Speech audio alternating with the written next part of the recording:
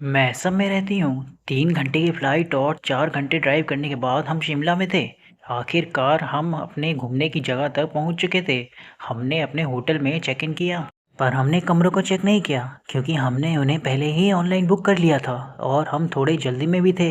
इसलिए हमारा सामान होटल में रखने के ठीक बाद हम प्रसिद्ध मॉल रोड को देखने निकल गए, जहाँ पर कुछ पुरानी बिल्डिंग थी जो औपनिवेशिक युग कॉलोनियल एरिया से संबंध रखती थी। होटल आने के बाद हमने महसूस किया कि वह होटल काफ़ी सुनसान लग रहा था, क्योंकि वहाँ पर केवल 3 से 4 ही स्टाफ मेंबर थे और वहाँ बहुत ही कम गेस्ट थे। वैसे शिमला पर्यटकों के लिए काफ़ी चर्चित स्थान है, पर वह समय जनवरी का था और उस समय उस जगह पर ठंड भी पड़ती रहती थी, इसलिए भी शायद कम संख्या में वहाँ लोग मेहमान थे। मैं अपने बॉयफ्रेंड के साथ एक ही कमरे में रुकी और हमने रात के खाने का ऑर्डर देने का निश्चय किया। पर जैसे ही मैंने रिसेप्शन पर कॉल लगाई, तो मैंने एक स्टैटिक साउंड को महसूस किया। ऐसा लग रहा था कि जैसे किसी ने फ़ोन उठा लिया और वह कुछ कह रहा है, पर किसी कारणवश उसकी आवाज़ सुनने योग्य ही नहीं है। मैंने फिर फ़ोन लगाया, पर तब भी पहले जैसे ही घटित हुआ।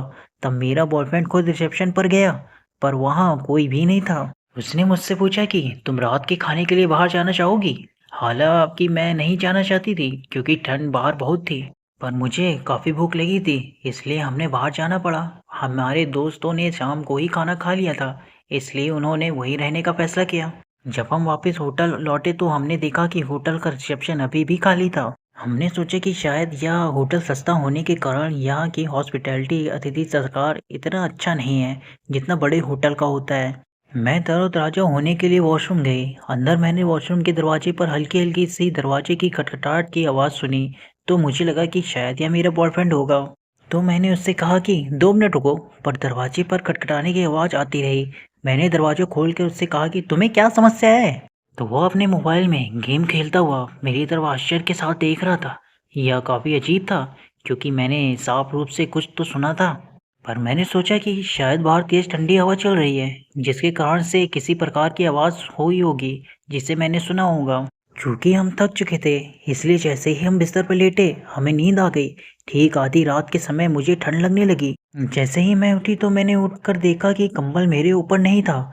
मैं अच्छे से सोती हूँ, तो यह कहना गलत होगा कि मैंने तीनों कंबलों को मेरे ऊपर से हटा दिया होगा। मैंने घड़ी की ओर देखा। रात के 2:05 AM बज रहे थे। मैं बाथरूम में गई, पर जैसे ही मैं अपने हाथ धो रही थी कि तभी मैंने एक आवाज़ सुनी और एक सिक्का मेरी तरफ लुढ़कते हुए आ रहा था। मैं आश्चर्यचकित थी, क्योंकि हमने अपने कपड़े बाथरूम में नहीं रखे हुए थे, इसलिए यह सिक्के वाली घटना घटित होना संभव नहीं था।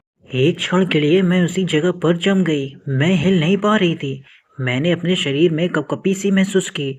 मैंने फिर से दरवाजे पर उन्हीं हल्की-हल्की सी दरवाजे खटखटाने की आवाज़ सुनी। इस क्षण मैं चिल्लाना चाहती थी। मैंने अपनी आँखें बंद की और मैं प्रार्थना करने लगी, और आवाज़ें बंद होते ही मैं तेज़ी से पलंग की ओर बढ़ी और मैंने अपने बॉयफ्रेंड को जगाया, जिसने कुछ भी नहीं सुना था।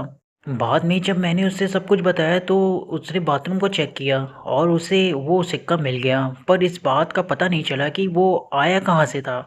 मैं पूरी तरह से डर गई थी, पर मेरे बॉयफ्रेंड ने किसी तरह मुझे समझाया और कहा कि आज रात हम यहीं रह लेते हैं और कल सुबह होटल बदल लेंगे।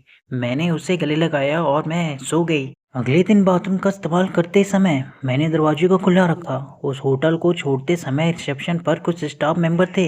हम जब उन्हें हमारा होटल का अनुभव बता रहे थे, तो वो ऐसा व्यवहार कर रहे थे जैसे वो इसके आदी हों। उन्होंने हमसे कहा कि ऐसा तो होता ही रहता है यहाँ। जब हमने दूसरा होटल बुक किया तो हमें वहाँ ऐसा कुछ महसूस नहीं हुआ और उसके बाद हमने अपनी यात्रा पूरी की। मोर हॉर स्टोरी के लिए हमारे चैनल को अभी सब्सक्राइब करें।